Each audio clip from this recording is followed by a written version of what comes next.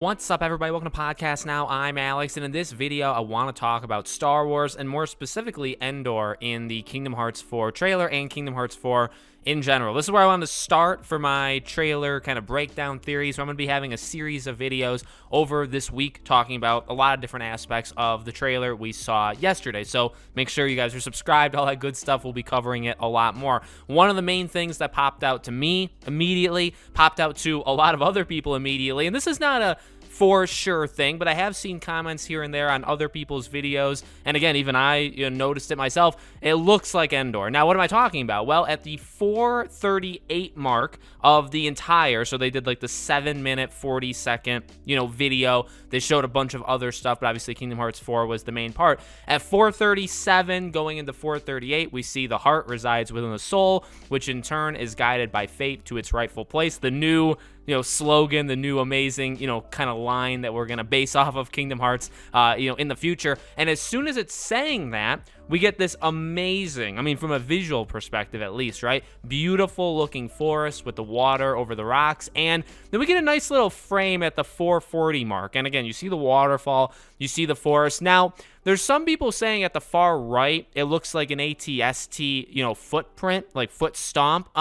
I guess that's possible. The thing, I don't want to fall too much into it, right? Because it could literally just be a rock formation. It doesn't have to be where a giant machine stepped. But there's a couple other things that, I haven't really seen anybody else talk about that I want to kind of add on to it, right? So this is kind of our main, this is the main thing. This is, the visual of a forest. Now you could say, well, what kind of worlds have this forest? We see a couple of different shots of it, and then they move on. Then it goes to, obviously, more Kingdom Heartsy kind of things. Now, again, if that is a footprint, right, then, I mean, that automatically confirms, in my opinion, Star Wars is in the game. So you have that. On the other hand, though, you could argue, right, well, what other fictional franchises would have, some sort of forest that looks like that? Star Wars is probably one of, if not the first one, that you would, pull out. Maybe something like a Tangled world, right? Would have maybe something similar, but in reality, I think Star Wars is one of the ones that you would go to. And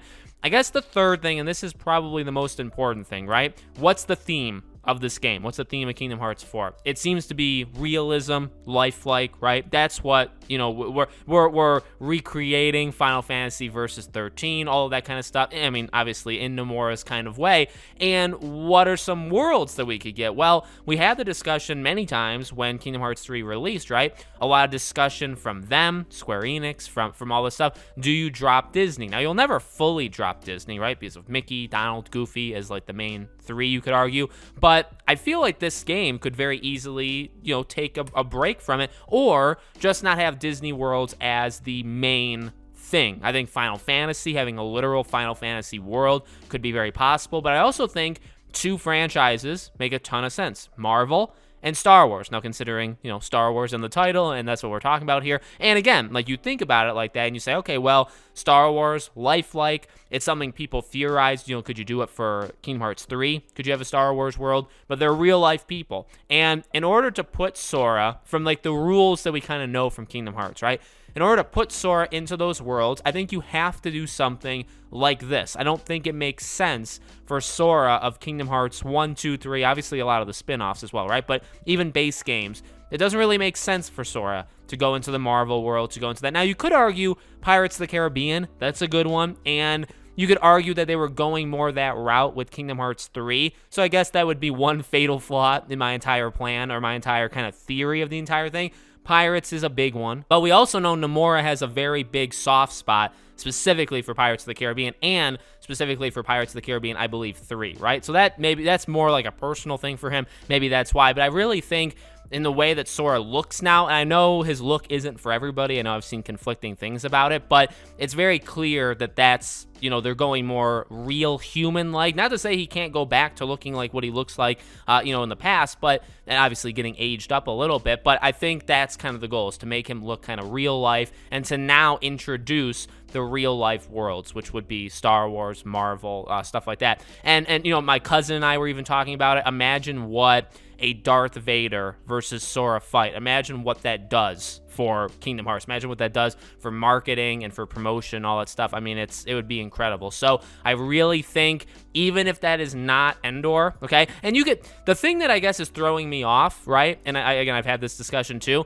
is like, I want to believe that's Endor, but also, well, okay, what era of Star Wars are we going in? Now, I do think episode 4, 5, 6 because of Darth Vader, right? It would make sense for them to do like 7, 8, 9 with like Rey and Kylo, just for like maybe obvious reasons. I would not want that whatsoever. You could argue 1, 2, 3 also makes, you know, sense to an extent, but I think 4, 5, 6 because of Vader. But why Endor? That would put it in episode 6. You would think maybe you'd do episode 4 with Luke kind of starting out, Obi-Wan. Maybe you could do 5 because of Hoth. We've actually talked about Hoth as a planet for Kingdom Hearts before. Would be incredible, I think, right? So Endor, you know, if it is Endor, it'd be like, okay, that's kind of weird though, right? Because I mean, you could still have Darth Vader, still have that entire thing, and the reason, by the way, Star Wars still makes so much sense. It's light versus dark, which is literally the theme, the entire theme of Kingdom Hearts. So light versus dark of Star Wars makes a lot of sense